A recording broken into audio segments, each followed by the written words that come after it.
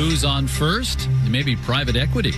Marketplace Morning Report is supported by Commvault. When companies face ransomware and outages, they can recover data and business in just minutes with Commvault. I'm David Brancaccio. The San Francisco Giants are selling a 10% stake to a private equity firm. It's now all major sport leagues in the U.S. that allow those institutional firms to buy pieces of teams. Marketplace's Henry Epp has more on how watching pro games now is also like watching private equity in action. Historically, major sports teams in the U.S. have each been owned by one really rich person or family, and the only way for them to cash in on their investment has been to sell the whole team. But as the value of sports teams has risen, Tim Koba at High Point University says owners have realized that selling off part of their stake in a team is a way for existing owners to capitalize on the rising valuations of their clubs. And right now, private equity firms are willing buyers. Essentially, they're buying into people's passions. Stefan Szymański is at the University of Michigan. Because fans are so passionate about their teams, they're willing to sink a lot of money into watching and supporting them. And private equity, Szymański says, sees a revenue opportunity. What they're trying to do is find ways to extract more of the financial value of that happiness from the fans. By raising ticket prices, he says, we're finding new ways to reach and charge fans through digital channels. I'm Henry Epp for Marketplace. The private equity company buying 10% of the Giants is 6th Street, which has far-flung investments, but in sports has previously bought into the San Antonio Spurs, and it became the first institutional firm to be majority owner of a team, women's soccer's Bay FC.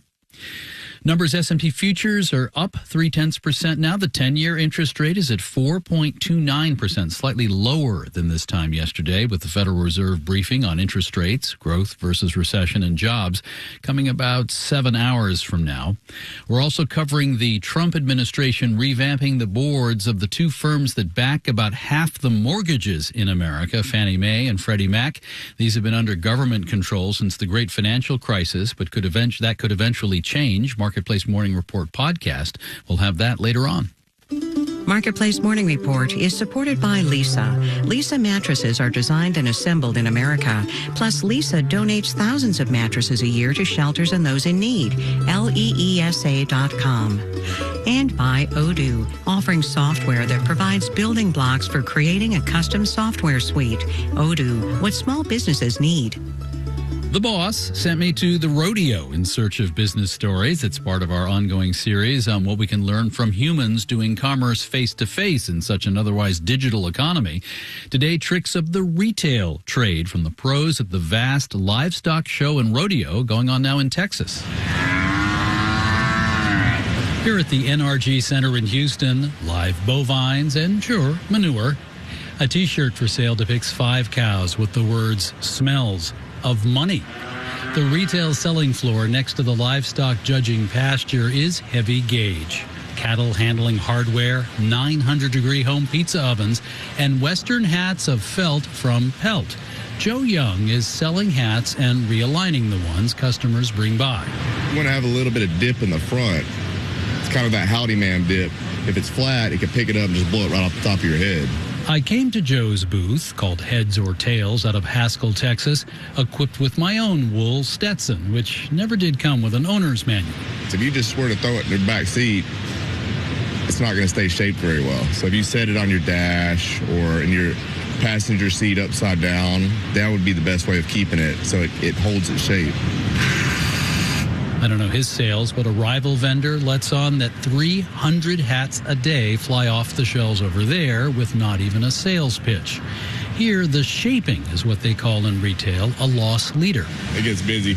All 8 of these steamers will just be blowing steam all day on a weekend especially. Pretty Marlboro man looking right there. Yeah, no one has ever mistaken me for the Marlboro man. They might have mistaken you for the Marlboro man. We could give it a shot. Now, the key hat trick of the trade, the X factor. A 10X hat is plenty serviceable, but a 100X should be better armor against the elements. So like a 10X would probably be around about a 10% beaver, and a 100X hat would be pure beaver. A 1000X Western hat costs thousands and might have mink or chinchilla in the mix with diamond accents, less for trail riding and more for picking up Vocalist of the Year at the CMA Awards. I'm more of a 10X man. Still a good quality hat. It's a $400 hat. They hold their shape well. I just wouldn't go out in a torrential rainstorm. For a hat that's more, vegan, there's Ginger Joe's booth, Family Jewels of Texas. She's got hats woven mainly of palm, all customized, none identical. Turquoise and spiny oyster and coral. We put sterling silver conchos on them. Ginger Joe's trick of the trade is about the efficiency of what business geeks call just-in-time inventory. I mean, if I didn't go home and make hats in the morning and the night, we wouldn't have any more left. Back to cowhide at a business called Our Stuff. Shanna Saunders, proprietor. She's selling easy chairs and sofas made in Levelland, Texas. That one's a leather made out of Tiffany blue with a cowhide on the sides. It's kind of got that old San Francisco gunslinger day kind of look. Rodeo priced at $3,500, which seems a steal for real leather America made. But do people actually buy big ticket here versus just stopping at one of the few places to sit down on the selling floor? Shanna answers this way. People don't realize this booth right here costs $28,000 to rent this space right here. She's smiling, which says to me her revenue by week 2 here is well past her break even. People come in, they'll go home and measure. Sometimes the sale comes afterwards, but some people are drunk and put their credit card out. I guess you can get beer right over yonder. I mean, the alcohol does help. What I'm seeing is not the typical theme park style throwaway dreck. Several families I meet here tell me they had bought their spiffy headgear at the rodeo years earlier, suggesting the merch is an investment that holds up. This young fellow, Daniel Clark, is here with his mom. It has red feathers, 2 on the sides of the hat, and it kind of looks like a taco, but a bit smaller. Yeah, it didn't fall apart because it's good quality. Later this week, hear what lambs and goats tell us about setting prices through an auction. And you can decide if I look like a poser in that Stetson by checking out our videos on Instagram, TikTok, and YouTube. Our handle is Marketplace APM. I'm David Brancaccio with the Marketplace Morning Report. From APM, American Public Media. Support for